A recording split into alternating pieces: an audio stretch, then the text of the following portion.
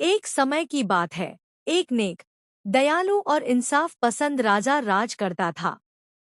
वह अपनी प्रजा से बहुत प्यार करता था और हमेशा उनकी भलाई के बारे में सोचता रहता था। एक दिन शाम को वह अपने सुंदर बाग में टहल रहा था। चारों तरफ फूल खिले हुए थे और माहौल बहुत शांत था। उसी रात राजा ने एक अजीब सपना देखा। उसने देखा कि चार बहुत सुंदर परियां आसमान से उतरीं। उनके चेहरे चांद की तरह चमक रहे थे। उन्होंने अपने जादू से एक अद्भुत पेड़ बनाया। उस पेड़ का तना सोने का था, शाखाएं चांदी की थी और पत्ते हीरे की तरह चमक रहे थे। राजा उस पेड़ को देखता ही रह गया, लेकिन अचानक सपना बदल गया। एक परी खुद को एक लाल सेब में बदल देती है। तभी एक डरावना दैत्य आता है और वह सेब खा जाता है। यह देखकर राजा डरकर जाग गया। सुबह होते ही राजा बहुत परेशान हो गया। उसने एक बुद्धिमान बूढ़े व्यक्ति को बुलाया और अपने सपने के बारे में बताया। बूढ़े ने कहा, महाराज, ये परियां कोहकाफ में एक क्रूर दैत्य के कैद में हैं।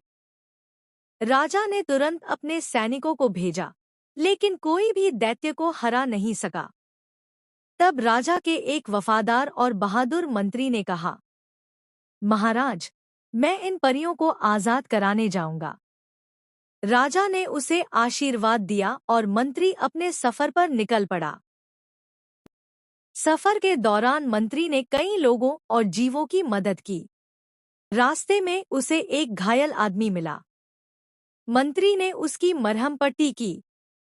बदले में उस आदमी ने उसे जानवरों की भाषा समझने का जादू सिखाया। उसने दो मछलियों को पानी के बाहर तड़पते देखा। उसने उन्हें वापस पानी में डाल दिया। मछलियों ने वादा किया कि वे उसकी मदद करेंगी। उसने चींटियों की रानी की जान बचाई। चींटियों ने भी मदद का वादा किया। एक बौना कांटेदार झाड़ी में फंसा हुआ था। मंत्री ने उसे छुड़ाया। बदले में बौने ने उसे एक जादुई चादर दी, जिसे पहनकर वह अदृश्य हो सकता था। आखिरकार मंत्री कोहकाफ पहुंच गया।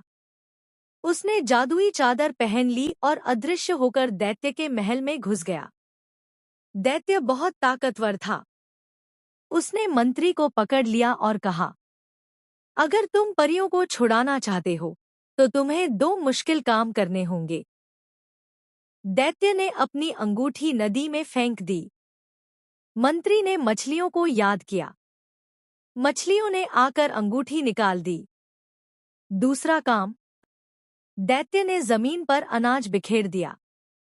मंत्री ने चींटियों को बुलाया। चींटियों ने जल्दी से सारा अनाज इकट्ठा कर दिया। दैत्य ने दोनों काम पूरे होते देखे, लेकिन उसने अपना वादा नहीं निभाया। तब मंत्री ने जादुई चादर पहन ली और बहादुरी से दैत्य से लड़ाई की। आखिरकार उसने दैत्य को हरा दिया। दैत्य के मरने के बाद परियां आजाद हो गईं। वे बहुत खुश हुईं और मंत्री का धन्यवाद किया। परियां मंत्री को उड़ाकर वापस महल ले आईं। परियों ने राजा के बाग में वही जादुई पेड़ बना दिया, सोने का तना, चांदी की शाखाएं और हीरे जैसे पत्ते। राजा बहुत खुश हुआ और उसने मंत्री को इनाम दिया। सीख। इस कहानी से हमें यह सीख मिलती है, नेकी कभी बेकार नहीं जाती।